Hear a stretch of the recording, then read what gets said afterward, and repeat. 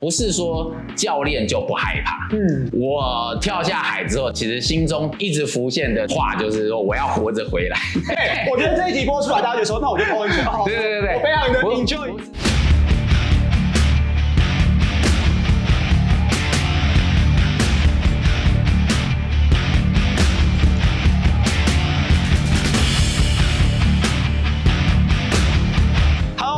我是光头神童李汉轩，今天呢，我来到了 Water Training Club。平常我都是在这个路上运动，在执行马拉松或是半马的训练。那接下来呢，我也要开始来挑战我的铁人三项的生涯了。我们常看到啊，就是大家要从路上跑步来转到铁人三项这个运动，其实最大的困难就是游泳。可能因为我们的脚太沉，我们的身体的感受在游泳上浮力比较没有这么的明显。那我们很常听到身边的跑友说，游泳没练够，我们就明年再来挑战。那其实我们也可以看到，现在铁人三项的趋势已经越来越明显的上升了。不论是 Charge Taiwan、Ironman、普悠玛这些赛事呢，在每一年当中的参赛人数都不断的在上升。那今天呢，我们就要来邀请到我们 WTC 运动伙伴的邱继彦教练来为我们分享，当我们从马拉松跑者要进入到铁人三项，我们该接受怎么样的训练？我们欢迎。OK， 各位大家好，我是继彦教练。基本上呢是游泳选手出身，那之前也征战过国际赛事啦，或者是说在泳队带领游泳选手。那当然前一阵子是在做一些铁人的游泳课程开设这样子。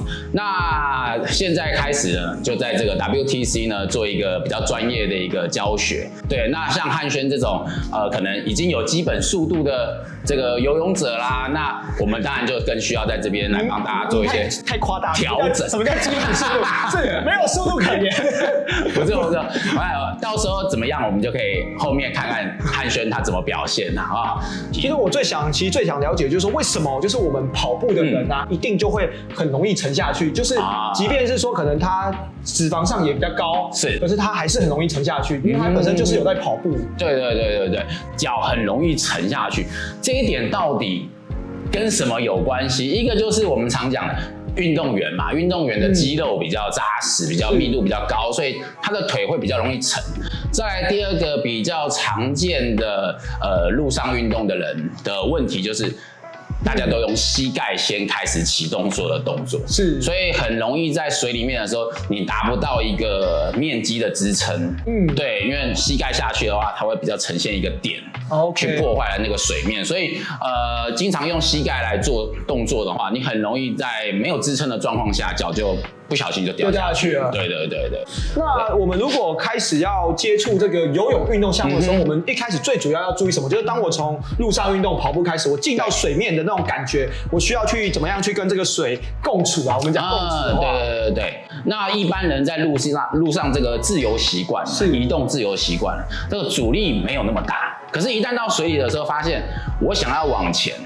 是我人向前的，我人还在原地，想向前，阻力对抗。对，这是大家比较常遇到的问题啊。所以要克服的第一件事情就是说，我会建议就是你可以多去游泳池玩或走路，对，理解到说在水里面行走的时候那种拖动感，那种走动感，它是不太有这么容易的。当然，在你后面你掌握了水的特性之后，它就可以随心所欲的。因为我们在路面上的时候是比较多的刚性的那种感觉，可是在水中好像不是像这样子。因为我发现我们奋力的游，反而会发现更不会前进，而且乳酸堆积的速度反而更快。对，这就是说我们说的，就是不会用的人就像鬼在拖啊，对，很容易就会发生这种问题。对，这个其实有点像我们刚接触跑步，如果一般的民众，其实他刚刚接触跑步，我们可能希望他先用走的方式，去感受到比较多长时间跟地面接触的冲击、走动、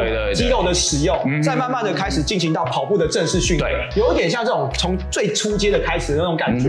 一开始不是教马上就跑，而是先从最简单的走开始那种感觉。对，真的就是你必须要先花一点时间去泡泳池吧。对，不是要帮泳池做这个，不是必须泡温泉。我觉得这一集播出来，大家就说，那我就泡温泉。对，我非常的 enjoy， 不是在帮泳。那学长，我想问一下，就是如果他现在我有听到非常多的泳姿啊，就是像可能我们有自由式，然后蛙式、蝶式，然后甚至我最近听到可能有鱼式，这么多的泳姿，它到底在我们铁人三项的运行过程中，你是觉得说哪一种是最适合铁人三项的？因为我听到的网络上的传言可能就是说，铁人三项的游泳的方式跟我们实际上在游泳池的方式可能不太一样，因为在开放水域的关系是没有目标性的，它是需要找到目标性，然后甚至定位。大家想知道说这样的话，哪一种泳姿其实是最好，然后最有效率的？来，那这个呢就可以有点像是在拍的什么留言破解，但总是会有很多的所谓的都市传说啦。我都会跟大家说的是，没有所谓特定某个姿势一定是最好的，能够让你先了解水，然后进入这个领域，对，那它就是一个好的。有些人就适合游自由式，有些人可能他对自由式的这个动作掌握不太好，他的身体反而比较好认识蛙式。那我们可能就会因应每个学员的，所以有点像是说，我先找到他适合水感的动作，对，然后先让他入了这个，先让你入门，先让你入门，先让你知道说，原来其实你是可以做到在水中前进这件事，是，也是同时可以建立他的一个自信心啊。因为如果他一直没有办法前进，他就会很错愕，就会抵触这个运动，就不想进行这个运动。那其实他就失去了就是可能可以挑战铁人三项的机会。对，我们在挑选上面来讲，如果你完全都不会。蛙泳当然是大家选择的第一个安全的泳姿，对，它觉得最安全的泳姿，因为它毕竟是一个趴泳。那只是说蛙泳跟自由泳又有稍微的不同是，自由泳有所谓的滚动，对。那在初学的时候，对初学的人可能不好在水中做滚动的时候还找到那个很平稳的安全感，对，他们可能都会觉得说这个正面式的起来的换气看到的那个视觉也会比较清楚，他会觉得我好像随时可以站起来，方便站起来。讲到站起来，可是我们教练开放水域站不到路啊，我踩下去就冲下去了。因为今天第一次嘛，以前来这边我就是跑步，跑完步我就做完重量我就回去了，从来没有好好的跟你探讨游泳这件事情。那如何要面对这个开放水域的恐惧？我们应该是要用恐惧来形容吧？对，不是说教练就不害怕。其实我的第一场这个铁人赛呢，就在垦丁 Ironman。那浪大。对，那我跳下海之后，其实心中第一个一直浮现的那个话就是说，我要活着回来。我跟你说，真的太可怕。我第一次，我跟你讲，我真的是愚蠢。我第一次比的是那个拉拔的花电杆，对。然后呢，我想说，我跟游泳池一样，我跳下去，我找人跟就好。然后呢，结果我一跳下去，全部都是雾的，对，完全没有人可以跟。其实那个时候我比赛完，我才知道说原来有定位这个东西。对，然后我才知道说哇，原来铁人三项是这么有技巧性的，不是我们想象中的，就是说跳下去跟游泳池一样游这么的容易这样子。是，对。所以说这个恐惧如何的去克服我通常给这样子第一次去尝试开放式水域的这个伙伴们的话呢，我可能会建议他说，把看的东西移得近一点，比如说你就看自己的手吧，对，看自己的手，然后都在看自己的手，一直看着自己的手，你不要去看下面，对，所以把视觉的部分先锁定在你比较可以看得清楚的，比如说我们的手臂啦，或者是水面啦，这一些或者看水泡啦，比较让你可以放松又有安全感的东西。所以这种黑暗或者是这种未知的恐惧，其实会在瞬间袭上来。不要去盯着说水有多深，或者是这个多黑暗，对。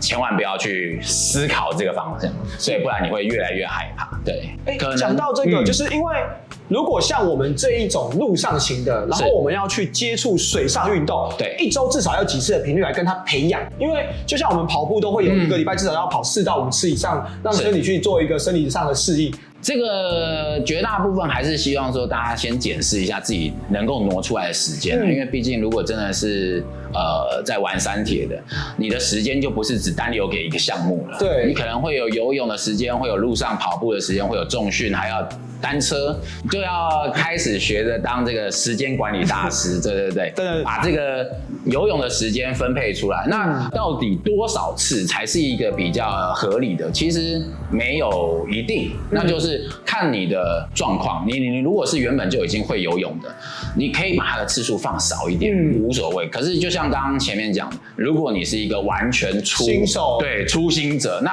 你可能需要每天哇，这每天都可以去摸一下，你可以当成是跑完步之后我下去泡泡水啦，就是去跟水恢复啦，培养一下那个柔的感觉。对，不见得说我下去是真的要游泳，那没有，你开始做训练的时候。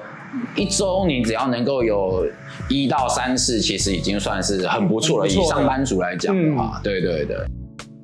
在跑步的时候，42公里我都没有这么喘，为什么游泳也才一个25米而已，喘到不像话？对，教练要我冲刺，结果发现游的秒数跟我前面这样慢慢的滑行，也没有快去那里，甚至有些人更慢。